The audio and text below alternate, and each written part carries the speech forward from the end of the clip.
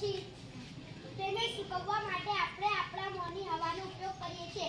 પાણી કલર પૂર્યા પછી તેને આપણે સૂકવવા માટે આપણી મોંની હવાનો ઉપયોગ કરીએ છીએ.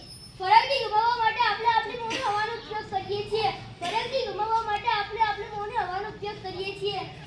પૈસાની રમતમાં લોટ ઉડાવવા માટે આપણે આપણી મોંની હવાનો ઉપયોગ કરીએ છીએ.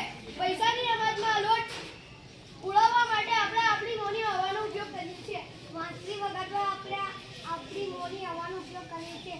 વાંસળી વગાડવા આપણી મોંની હવાનો ઉપયોગ કરીએ છીએ. કાગળની સિસોટી વગાડવા માટે આપણે આપણા મોંની હવાનો ઉપયોગ કરીએ છીએ. કાગળની સિસોટી વગાડવા માટે આપણે આપણે મોંની હવાનો ઉપયોગ કરીએ છીએ. આ બધા દ્વારા આપણે આપણી મોંની હવાનો ઉપયોગ કરી શકીએ. નમસ્કાર બાળકો, કેમ છો? તમે ટ્રાફિકના નિયમો જાણ્યા છે? ચાલો હવે બતાવીએ. લાયસન્સ વગર વાહન ચલાવવું નહીં. લાયસન્સ વગર વાહન ચલાવવું નહીં. વાહન હંમેશા ડાબી બાજુ ચલાવવું જોઈએ. વાહન હંમેશા ડાબી બાજુ ચલાવવું જોઈએ. લાલ લાઈટ થાય ત્યારે વાહન ઊભું રાખવું. લાલ લાઈટ થાય ત્યારે વાહન ઊભું રાખવું. લીલી લાઈટ થાય ત્યારે વાહન આગળ હંકારવું. લીલી લાઈટ થાય ત્યારે વાહન આગળ હંકારવું.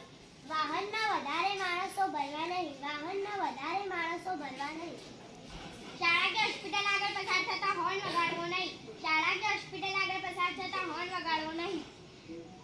તમે જોયા આ અમારા ટ્રાફિકના નિયમો. હવે તમે તેનું પાલન કરજો.